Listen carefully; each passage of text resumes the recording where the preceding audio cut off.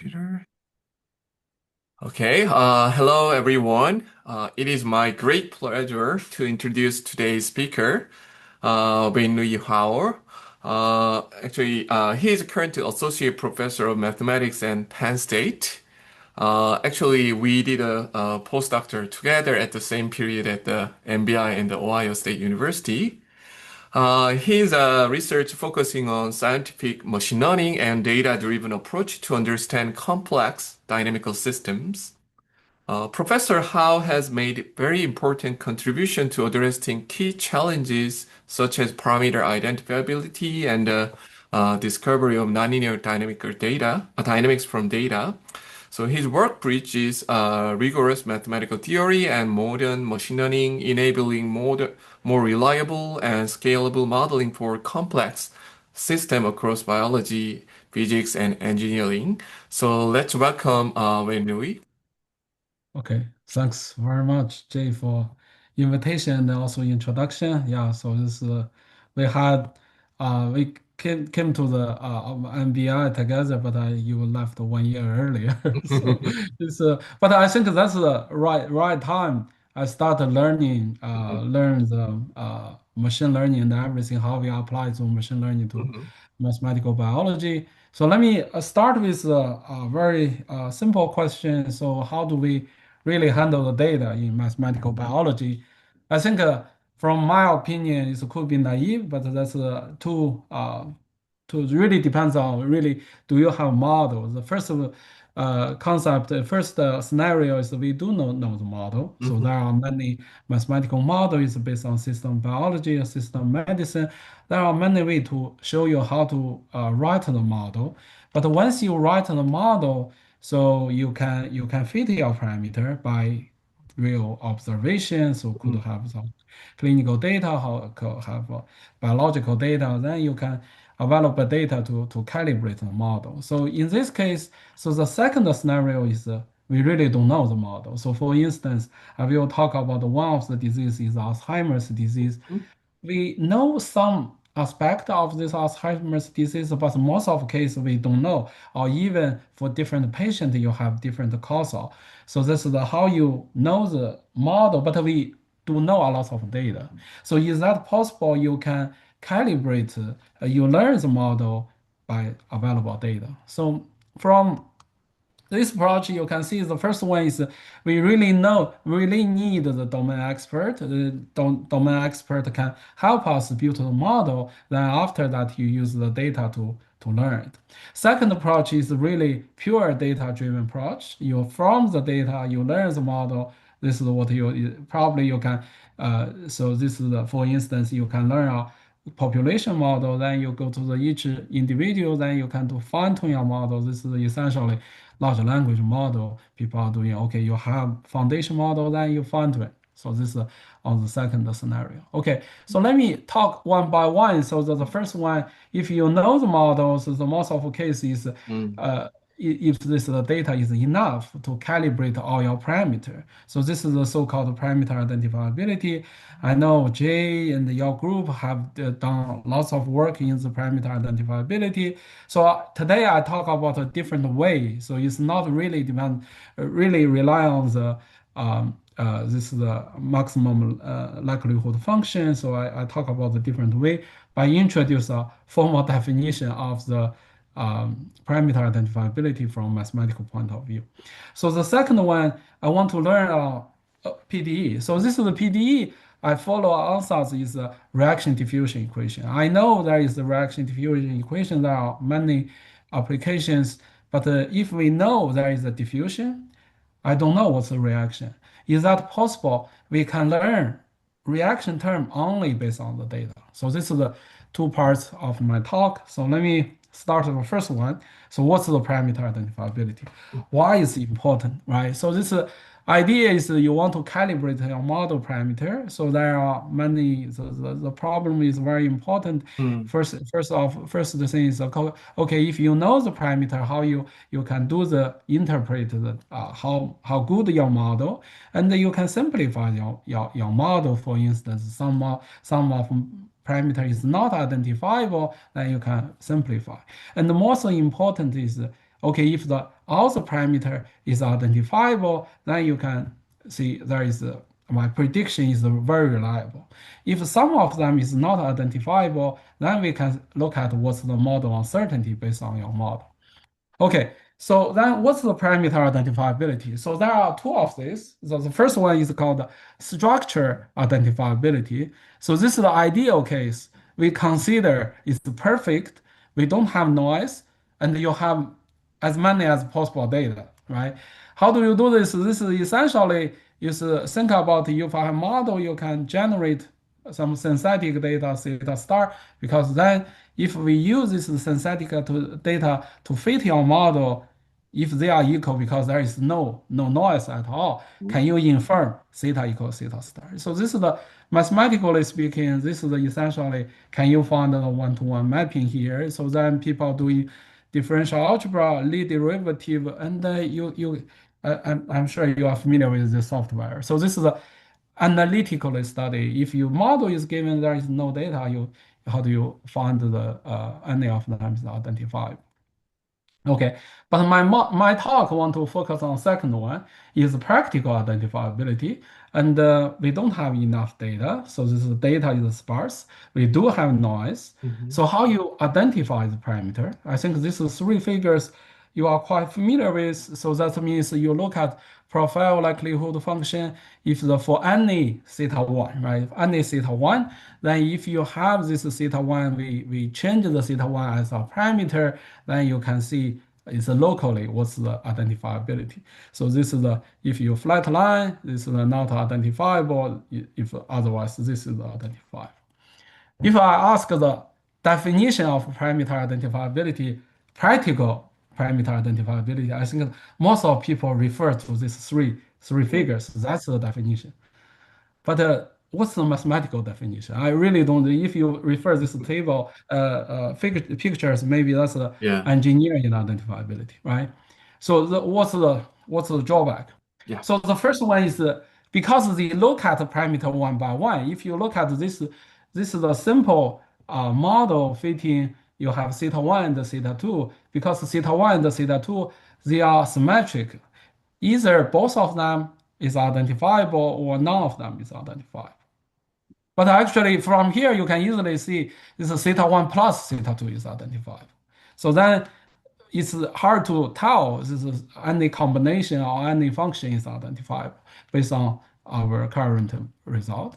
Second one is okay, if you consider this is minimization problem, necessary condition is gradient equals zero, right? If you want to look at the parameter one by one, because you look at theta one or theta two, any theta, right? So that actually you are solve the parameterized problem. You treat the theta one as a parameter, you solve this nonlinear system.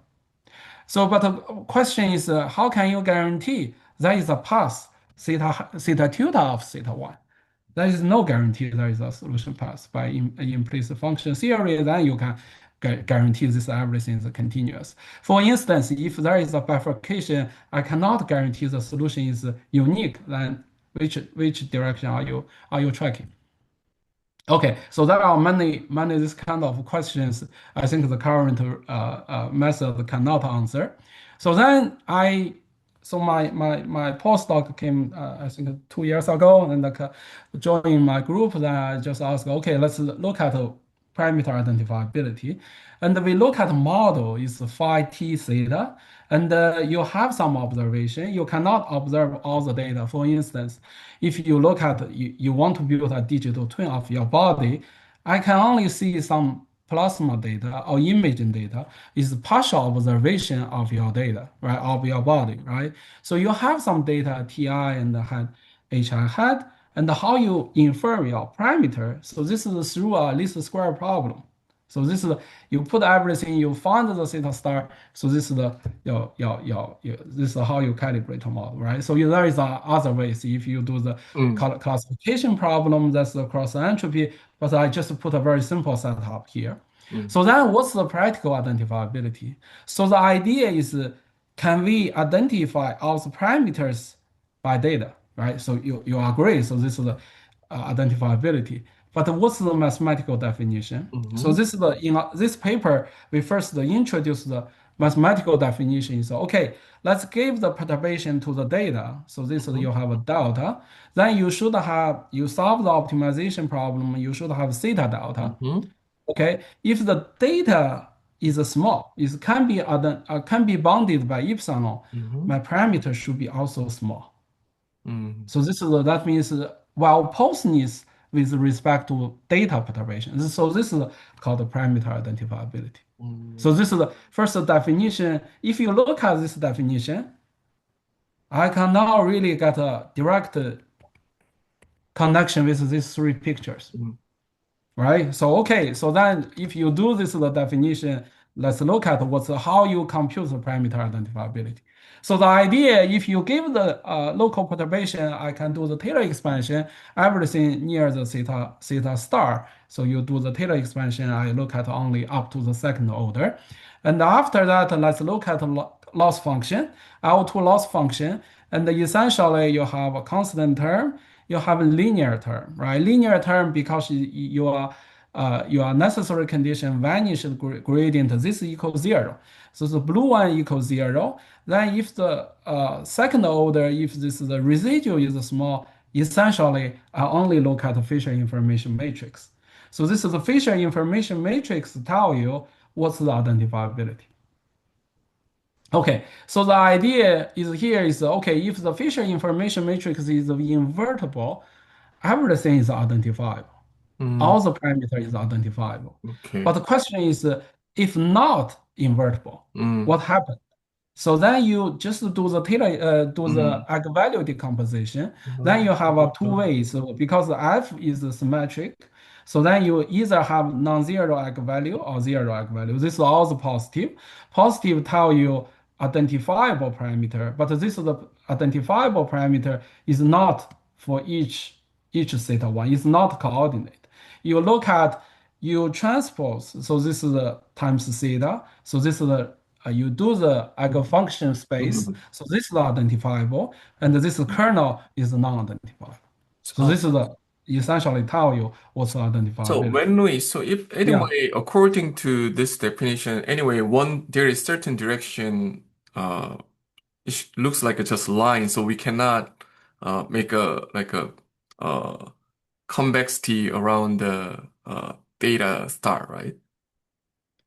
it's a theta star. Yeah, Everything yeah. is a theta star. Yeah. So then when you So show you the want to see a curve. yeah, It's not so only a line. Yeah. yeah, so then your previous example of the non-predicate identifiability example, the illustration, This one. yeah, the middle one, does this satisfy your criteria or Yeah. So no? if you do this, you will see theta one plus theta two is identifiable. Oh, oh no, no, Theta one minus theta two is non-identifiable. okay. Yeah, yeah, yeah, yeah. What I mean, Yeah. in the middle, the graph, the Uh-huh. the red graph of the middle. Yeah, Yeah. that Oh, one, this one. you say it's a practically non-identifiable, right? So I'm not saying this The is really practically identifiable, right? According so to your this is the definition. practical. I think the by definition, right? Let's Mm. look at back the definition. So Mm. this is called the practical non-identifiable, right?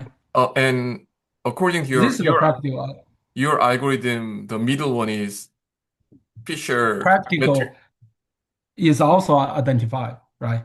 So if So, the local uh-huh. local It's one is identifiable, right? right, it's identifiable So, because this is the one you really need to see how the threshold you put. If you put a mm, threshold over here, it's also the practical identifiable. identifiable, right? So, Yeah, okay. you're right. Okay, gotcha. Yeah, Good, good. yeah, Yeah, yeah. that's why I was confused. So this was practically non-identifiable, but your definition looks like that is practically identifiable.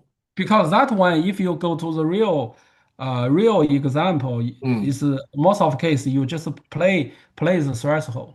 Mm-hmm, mm-hmm, Right. So how do you choose the threshold? You can make some of them is identifiable, mm-hmm. some of them non-identifiable. Yeah, okay. Okay. So this is essentially tell you do the eigenvalue decomposition, you get Mm-hmm. all the identifiability. But the question is, okay, if you look at this one, this is essentially like a JSON. So we have two of these. So I look at this one is non-identifiable. This is identifiable. But this is a look at parameter one by one. I call this the coordinate parameter identifiability before I call the whole parameter identifiability. Mm. So then what's the correlation? So can you use the one to indicate another one, or can you get what's the correlation, right? So we look at the coordinate identifiability because this is essentially you find the parameterized solution, you put the theta I. So let's look at theta hat is a function of theta I because you want to fix the theta I, do the minimization for theta j. J is not equal to I. Mm. Okay, if you do the Taylor expansion again, so then essentially you can have a matrix. So this is A is based on modified facial information matrix. So you can find, so this is based on theta star. So then you compute the minimum because this is a convex optimization. Then essentially you find this is the theta I function is this. Okay, so this is theta I function essentially tell you the following. So the first one is if all the facial information matrix is invertible, is either way, is also identifiable. You can use the coordinate identifiability or you can use our identifiability. They give you the same answer, all of them identifiable. But the problem is if they are uh, not invertible, Mm. then you look at this, you don't need to compute all of this. You only look at this is a value, this is a vector. Actually, you look at two norm, this is the two norm equals zero, is non-identifiable, greater Mm. than zero is Mm. identifiable. So this is how you compute. So you can see they are equivalent if and only if facial information matrix is invertible. Mm. If not invertible, they are not equivalent. Mm. Okay, so let me give you one example. So this before I give you a simple example, so this is a framework. So you do this is actually you find your theta star. So Mm. everything is let's do the evaluation for the Oh. facial information matrix and do the eigenvalue decomposition, find the non-zero eigenvalue and the zero eigenvalue. Okay, zero eigenvalue tell you which one is non-identifiable, and this will also give you uncertainty. So you can perturb the non-identifiable parameter get uncertainty. So the most of the case, I think this is also interesting is this is the parameter identifiability tell you if you collaborate with the clinician, I think most of biologists, they will ask, okay, you have a model, and what kind of data do you really need?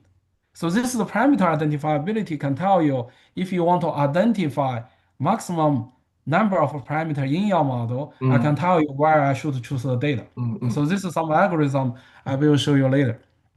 Okay, so let me start with a very simple example, polynomial fitting. I don't consider biological model because even ODE is too complicated. I cannot now see this is which parameter is identifiable. If you put only quadratic cubic polynomial over here, I have three data, T1, T1, T2, T3, so you have three data points.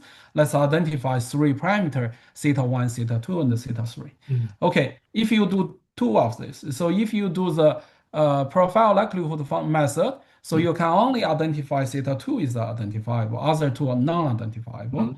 If you do our Fisher information matrix, you can find two of them identifiable, only one of them is non-identifiable. So you can see there is a mismatch, right? Mm. So because this Fisher information matrix is not invertible, then they are not equivalent. Mm. It's a two different methods tell you which one is identifiable or not. Okay.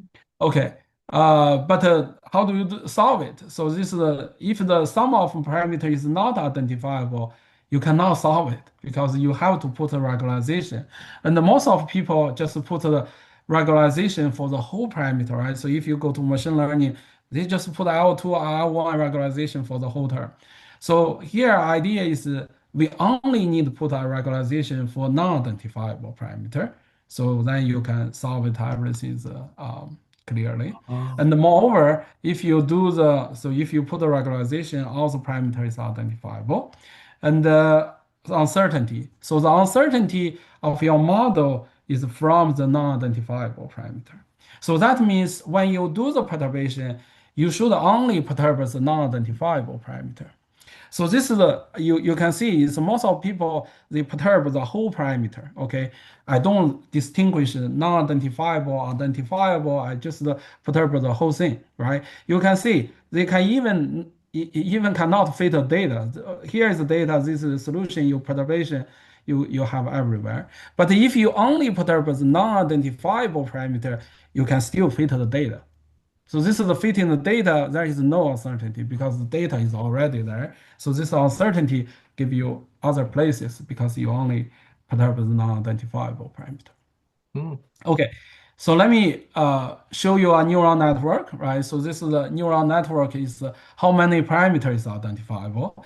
I mhm, just put a very simple one hidden layer neural network, and mhm, the data is just fitting sin in 2 pi x. mhm, And then you have your ReLU activation function, and mhm, the ReLU activation function you will see if the x is smaller than 0, you have some dead neuron. So ReLU is called dying ReLU, right? So this is essentially if you do the parameter identifiability, if you do the 40 neurons, not all the neurons are identifiable, only some of these are not identifiable.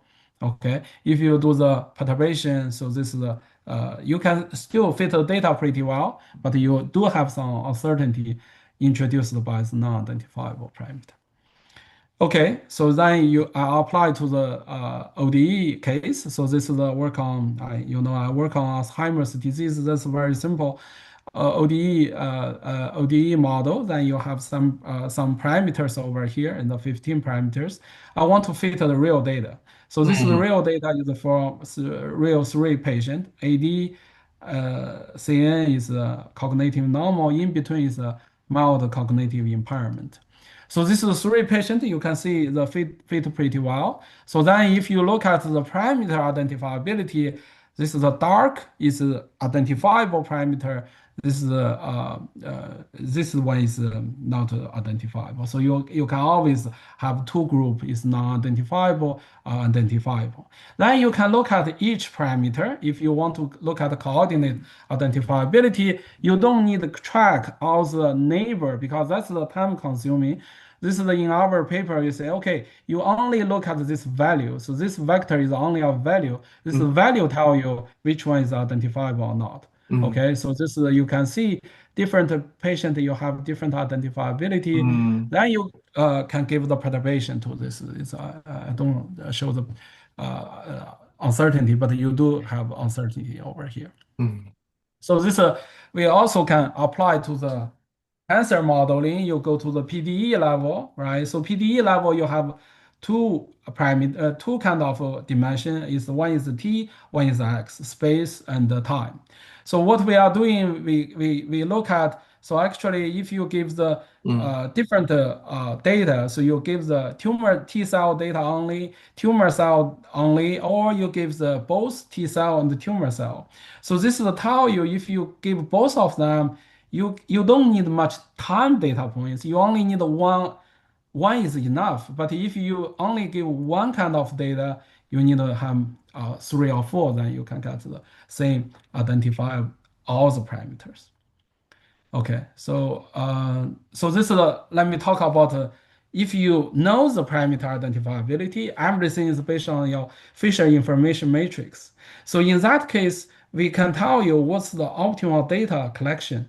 So how you design your data, right? So this is essentially, let's see. So the idea is if I know what's the T1 to TQ, so this I already know this is the data. What's the next one? What's the TQ plus one? So this is essentially you can do the Fisher information matrix, and this is the existing one. You put an additional one because you introduce additional data. You should have additional one. So this is by greedy algorithm. You want to maximize rank of the f of theta 1. So actually, you only look at the TQ plus 1. This is the additional new Fisher information matrix. Then we look at the zero norm. It's normally zero norm. It's hard to do the optimization. You relax to the L1 norm. Then you can find the maximum T. So this is the next one. So this is give you one example. If you have mechanism maintain, so you have K1, K2, and K3. So if I do the random, so this is the circle is the synthetic data. I do the random, so Mm-hmm. you need five data. But if you use the optimal one, you only Mm-hmm. need three data. This is a Mm-hmm. square. You only need the critical data is Oh. three of them. That's enough. So this is facial information matrix is identifiability Mm-hmm. can tell you where is the optimal data you should collect. Okay, so this is show you okay actually is you have synthetic data you have five, then you have the critical data only three. Actually, you look at the parameter identifiability, they are have similar, quite similar. S- Okay, So when yeah. we uh to do this, we need to know the data star, right? Yeah, you know the theta star. You need to know the theta star. So theta star is a true parameter or So here theta star is three parameter K1, K2, oh, and K3. but the data star is a fixed value or just variable? It's a fixed value. If you Near do the true right value. now, right, we are only do the local. If you do the global, Mm, I don't know mm. because that's one of the limit of this method is okay. I do Taylor expansion, right? Okay, If okay. you do the Taylor expansion, everything is local. So for this example, how do you choose the data star values? I choose the theta star value is so I just generate the synthetic data here, right? Uh-huh. So Generate the because you synthetic know data the here. true value, so you use that true Yeah, parameter value as a data star. yeah, right. So Okay. then the question is how many data you need to Mm, identify this true value. mhm, okay. Okay, Okay. Okay. okay, Okay. Good. yeah. Okay, so then let me ask another question is this is our recent work. I think when you do the parameter identifiability, you know this is actually you know this is the local convex. But this local convex, local behavior could be very different, right? So you could have something like this, or you could have some flat like this, or you can have something or even flat, and you need to go very far like this, right? So how can you tell this? Mm, Why you have different parameter identifiability? mm, All of them is identifiable, but what happened here, mm, right? So this is essentially we mm, can do this analysis to tell you why this happened. mm, So this is the idea is we look at back our loss function. mm, So you do have a data because when we do the loss function over here, there is the data is the data perturbation mm, delta I, right? So if you have the delta I perturbation, actually essentially is everything. If I put a delta I, they are same. Delta I is for S observation, you have delta I. So if I put everything, is very epsilon is very small. So mm, then feature information matrix is two parts.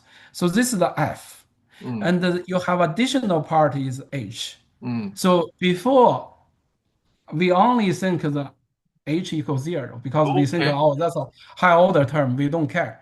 But Mm, actually, this high order term tell you how wide of mm, your mm, convexity. So mm, we do the f theta plus epsilon times h theta. So this is our recent work. So you can look at this paper. So this is essentially you can still do the eigenvalue decomposition, but you have different asymptotic analysis.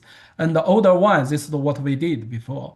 Order epsilon and the order epsilon square. So this is essentially tell you order one, this is like this. Order epsilon, you have this. Then you can have wide and wide. So mm, depends on how many expansion you want to have.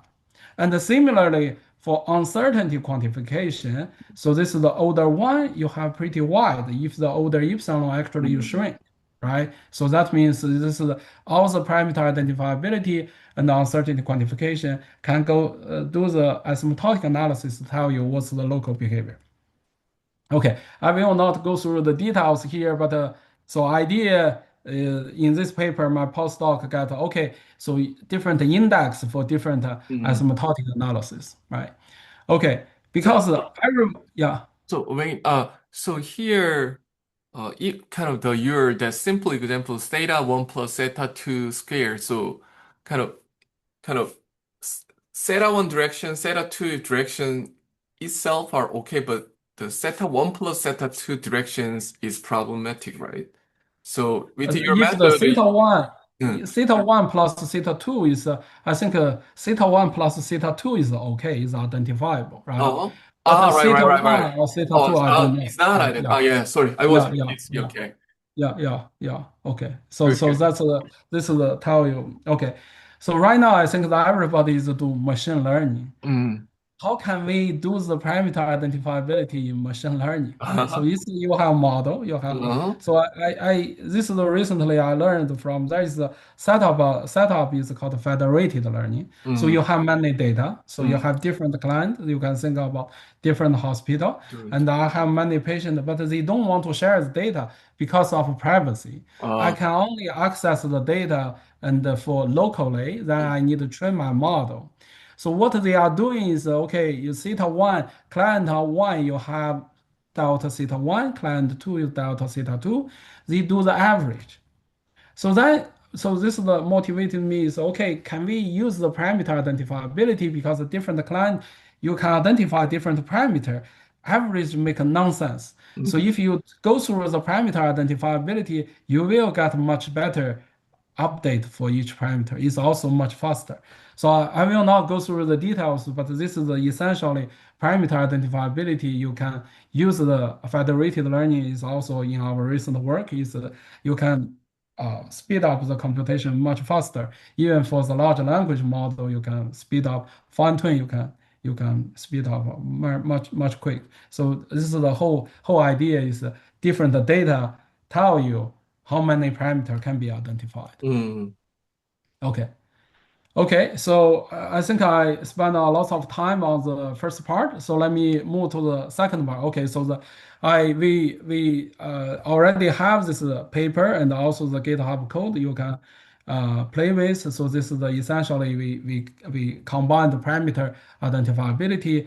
I think the most of the case I like the uncertainty quantification. So actually from here you can combine both of them identifiable parameter from the data, non-identifiable parameter give you the model uncertainty. And moreover, so this can tell you, okay, how many data do you really need, or what time you should collect data to Yes. make maximize uh, identify all the parameter of maximize all the identifiable parameter in the model. Okay, so then move to the second part. So if I don't know the model, right? So I think Jay, you should be familiar with this Cindy. So that's a Mm. symbolic regression. Then Yes. you have is a right-hand side polynomial. You just learn this regression. But so I think if you play with Cindy, you know Cindy. You play with the biological data, especially for the clinical data. We do have noise most of the case is really hard to learn because noise maybe you give you a Mm. flat line on the right hand side. So that's why it's motivate us to develop a new method. Is called the neuron operator Uh-huh. setup. So let me give you the idea. So the idea is quite simple. We want to learn the reaction diffusion equation, and this is I know the diffusion. I don't know this blue term is a reaction term. Okay, so if you write down weak formulation, this is essentially you have everything is F. Actually, it's a mapping. Mapping U is from H1 to map to H minus one. So if you can learn the mapping, then I can tell you what's the right hand side. Mm.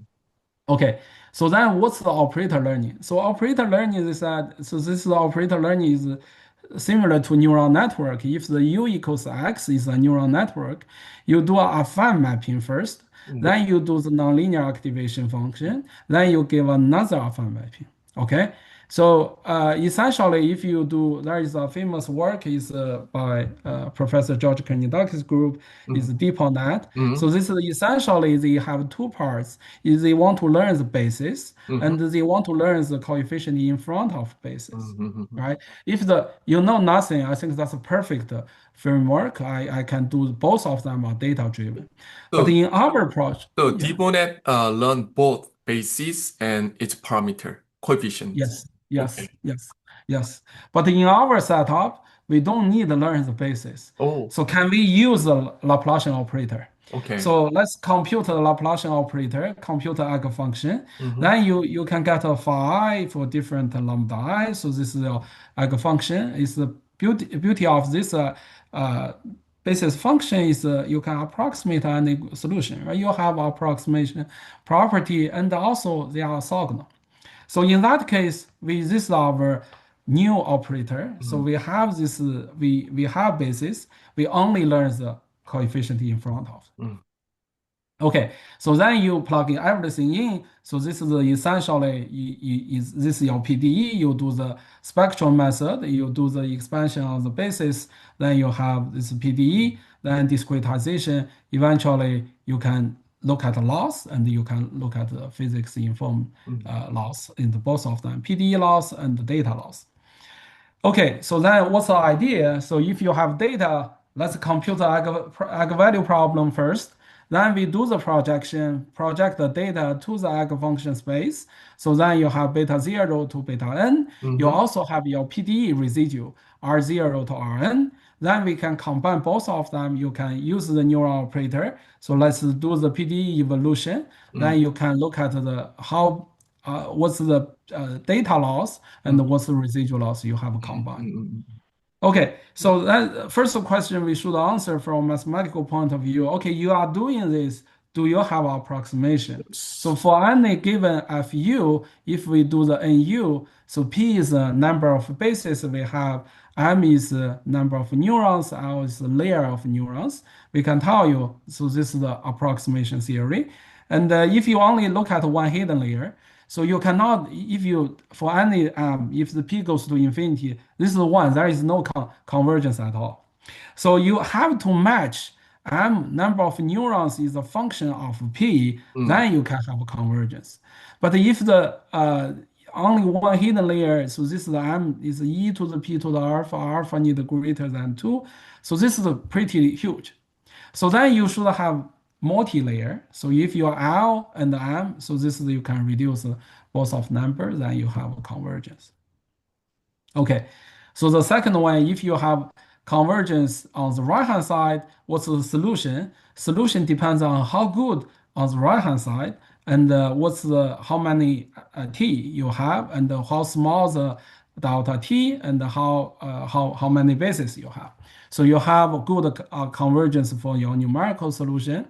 And moreover, so this is tell you if you train your neural network, what's the training speed. So based on neuron tangent kernel, we can see both loss is important. If you only do the residual loss, this the decay rate is this. But if you put both data and the residual loss, you can improve it.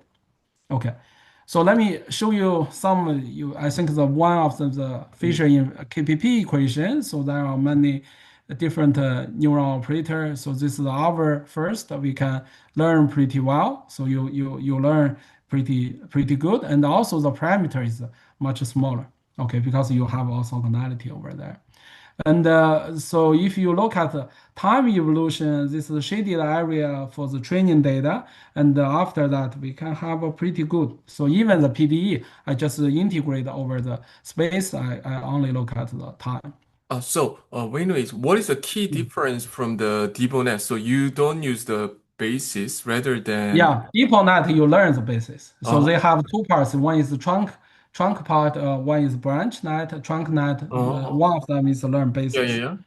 Yeah, But so here, here we don't learn basis, we just compute the eigen function, then uh you do the you fix that one, you just learn the basis, it learns the coefficient in front of the basis. so kind of that means you just need to infer the coefficient. Kind of Yeah, yeah, eigenfunctions are yeah. fixed. Yeah, but this is the coefficient is a function of u because Uh-huh. that's the operator. You need to also learn this operator. So then can this be applied to more general cases as well, or only for this specific setting? I think okay, so let's look Yeah, at sorry, yeah. yeah. I so could be more general, but Uh, this is reasonable because is Oh, reaction diffusion equation, okay. right? So, So I have reaction term. I just diffusion term. I want to make use of the diffusion term. uh, You could oh, apply more general, but I don't know if this is the eigen function of ah. diffusion So what operator about is a more good. narrower case? So D equals zero, so it becomes just ODE. Is it still Yeah, yeah, okay? yeah, yeah. It's okay, but really depends on this is the D is better. It's Okay. you can we do some experiments. You can see if the diffusion is dominant, Uh, you don't need much term on the right hand side. You can learn pretty well. If the D is smaller, you need more term. I see. Then the Yeah. infer the function f is it should not be explicit. It's just represented it as a combination of many eigenfunction. The what is the Eigen functions. but at least we can draw the graph, I guess, for the f of u. Can we know the shape of the f of u or Yeah, you know the once you learn, you know everything. okay? Okay, I think I will show you some Wow, wow, examples wow, later. wow. Yeah, yeah. Okay. So then you learn this, then you can do a small coefficient. That I think that's Mm, the one. Jane, you must know this. mm, Gray-Scott model is a pattern formation. D mm, is a small. Then you can still learn pretty well. mm. Okay, so let me show you some real Wow. application. So Mm, this is go to Alzheimer's disease in mm, each patient. We only know the baseline 6 months, 12 months. I don't know what's the right-hand side. Let's learn the right-hand side. So this is our learned result. We look at the small part, and you can see this is very close to the ground truth. If you look at the prediction accuracy, it's 90% of prediction accuracy on the U. Okay, so if you do the more clinical data, so I let me skip this one. mm, I think you like a graph, so I mm, give you a two results. So the first one is imaging data really do the graph is a brain network. You do the graph Laplacian. So then you can use the graph Laplacian. You can still compute the ah, eigenfunction. mhm, Then you based on this eigenfunction, you can learn your right hand side. mm, Show you the one example. This is the one patient you come here. So you have first two data points. mm, So we can train our model. After that, you can predict. So this predict 74. You still have data. You can compare 77. I even don't have data, but because that's PDE, you can still do the simulation. mm, Based on this available data, you can still, for different biomarker, you can get 90% of prediction accuracy. But more important, when you learn the right-hand side, I can look at, okay, what's the causal network, right? So this is because brain you have 72 regions, they do the 72 regions. Then we can look at the Jacobi matrix of this right-hand side. You can see how they interact with mm, each other. mm, mm, And mm. the color means different region, and Okay. the thickness is how they interact. So this is the one patient. Then because it's personalized, you can learn another patient, so you can see how they interact everything together. Yeah, so I think let me see, it's almost the time. So I have more example to show you, but I think that's a key idea I want to show you is here is if the model is no, is one Ah, of them is a practical parameter identifiability. So this is our recent work is we can just look at the facial information matrix. Then you don't need to compute locally. You mm, look at one matrix, you play with a low matrix, you can go to get a whole parameter identifiability, or you can look at the coordinate parameter identifiability. You can do both. And another one is if you don't know the model, so you learn the right-hand side, you just look at is operator learning. So then we use Laplacian function based on neural operator. We can learn this for reaction diffusion equation. I'm not saying so this can be uh, generalized to anything, but if you have reaction diffusion equation, I know that is a diffusion term. That's mm. why I can compute the function variable. So So, then we apply wait, to Alzheimer's. so in that reaction diffusion, do you also infer the D as well, or D is you assume as a You no? can do both, Both, but okay. most of the case we fix the D, just D and make then it so you're easier. focusing on the F of U. Yeah. Mm, But if you cannot learn the f of u is you can, because this is primary choice, you can put additional one parameter, or you can parameterize d is a function, you Mm, can put additional parameter. That's fine, mm. right? I think the most difficult part is f of u because you need to train your neural network for that one. So kind of, I know you aim for this for reaction diffusion equation, but do you think uh, you can make a specialized version of this algorithm for the just a reaction equation? That's then okay. So then, maybe as a better question is if we look at the more general, I think you just Without asked D, this. yeah. Yeah, yeah. If the d equals zero, Yeah, right? yeah, yeah. In general, it's true, but why you choose this arg function? Uh, Maybe there is a better way to choose the yeah, basis exactly. Yes, function. that's why. Right, So right, whether right. current eigenfunction is for this Yeah, diffusion yeah, reaction equation, but yeah. if you replace it to the other eigenfunction, that might Yeah, be yeah, yeah. So efficient. if you know the data, so for instance, some people are doing, okay, if I have the data, Uh, let's look at the PCA and find the uh, best basis. Then you can fix the basis, just learn the coefficient in front. oh, okay. Yeah, So, yeah. So there are many ways you can how you play with the basis function. mm, then as long as we know that a good candidate for the base function, we can do this. But if not, then we still have to use a Cindy type of the thing, right? No, then you do the deeper net, right? Ah, So then T-bonnet. you have Yeah, yeah, yeah, yeah. two of this. You have you learn the branch net is for basis and the trunk net Mm, is mm. for in front I of see. this. Yeah. T-bonnet is better than Cindy, and it's Yeah, so okay. because this is a, I think noise, right? If Mm, you biological data, if you learn all the synthetic data, I think Cindy is perfect because you generate with some solution that you can easily to learn. okay, Yeah, good. but if you have noise, it's we try Cindy is I most of the know. cases, yeah, Yeah, learn a flat line, yeah, yeah. We also have the same experience. yeah, okay, Okay. yeah. So then, let's thank the speaker first. Then let me stop the recording.